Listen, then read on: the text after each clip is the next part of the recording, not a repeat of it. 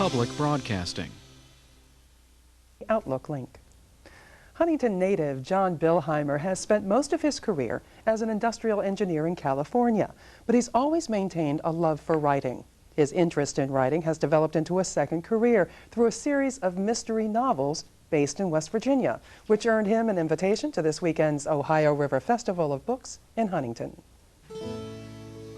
The bus pulled away, expelling a smelly stream of black diesel exhaust that dissipated before it reached the flags flying overhead.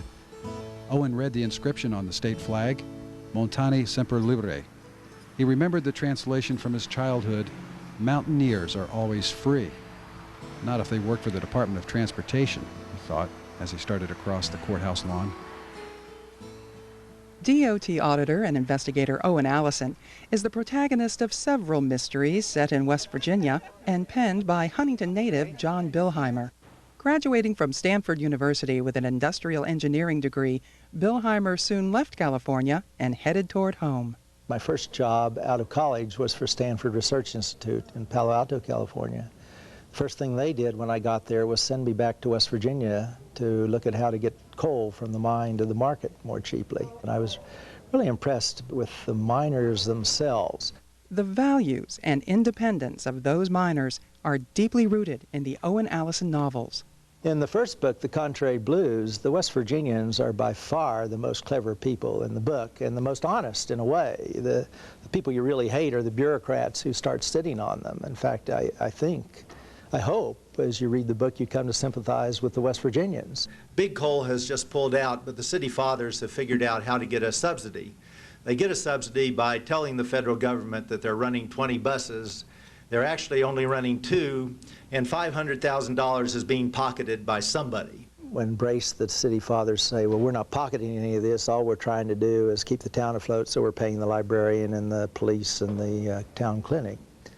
But an auditor winds up dead under mysterious circumstances, which, you know, are the best kind to wind up dead under in a mystery.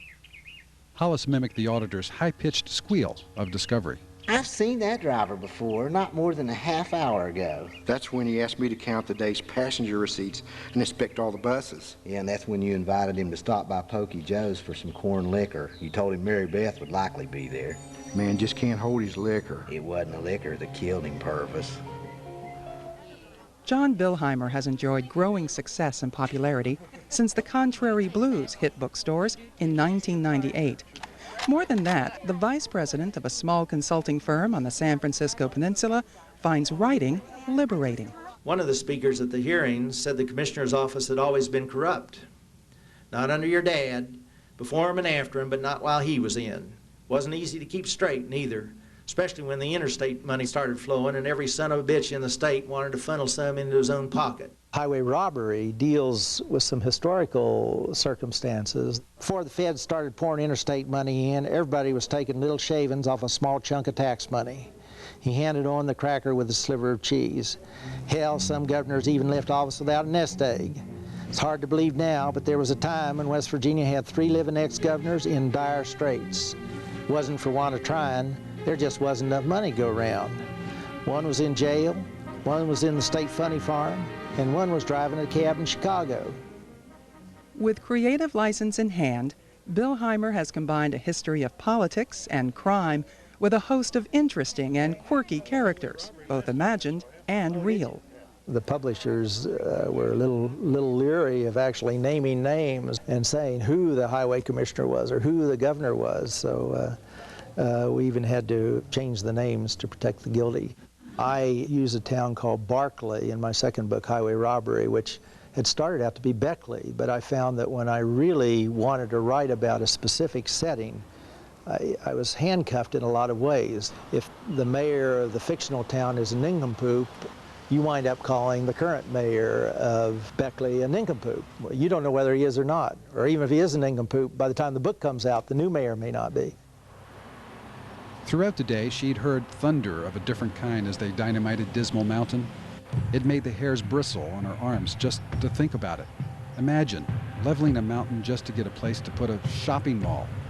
It wasn't enough that they'd strip mine half the state for coal.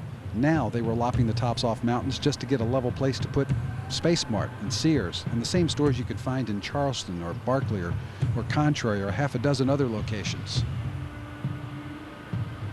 It's here in West Virginia that the author first thought he could be a good writer. There's an independence of spirit here that leads you to believe you could just about do whatever you want. You run afoul of brick walls sometimes, but it never occurred to me that I couldn't. John Billheimer will be part of a panel discussion at the Ohio River Festival of Books on Saturday at the Huntington Civic Arena. Admission to the festival is free. We leave you tonight with fall scenes of the beautiful Greenbrier Valley captured by videographer Russ Barber. I'm Beth Voorhees. Good night.